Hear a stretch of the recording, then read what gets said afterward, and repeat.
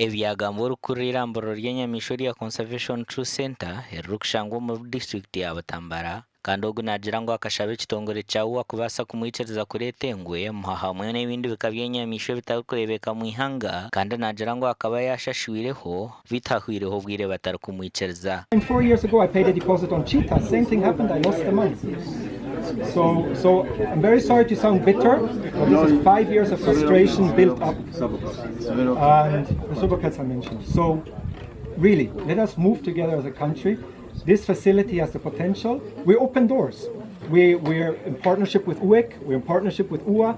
They can come. We can do exchange with staff. We can learn from each other. We're all open doors. But let us make something happen for this country, really. We're also not competing with parks. Like you came here today, you will still go to the national parks. Nobody will come here and say, we saw the lions, we don't need the park.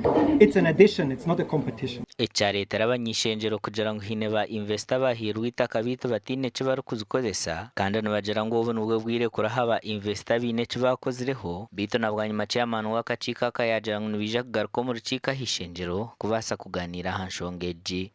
Ekizibe kitugizire mu ihanga ryetu enguzi nereme sentunguka enguzi nerete bizibu nereto rwanju mu ihanga. You balance the interests of various stakeholders, and you also must be aware that whatever decision you take, it has consequences. Bitabe kitongore cyawo bagira ngo hine bintu bimwe na bimwe byabira atakashikirize okugira ngo bamwicereze kureta enyamisho zo mu ihanga. Cannot go piecemeal.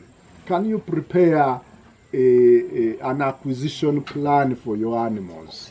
After a lot of haggling and even in the intervention of the ministry, he finally gave us the acquisition plan. Kirungi nnyo okusanga nti abantu bayinza okukwata ku mpologoma bulijjo bazitta nga balowooza ziyinza okulya abantu. Akakiiko akakariyo nikagenda omu maisho n'okushijuma amarindiro g'enyamisho kwetooroora ihanga okureba obuzibu obu barikushanga hamwe n'okubahwera. Gasha kwa Jime Muhumuza.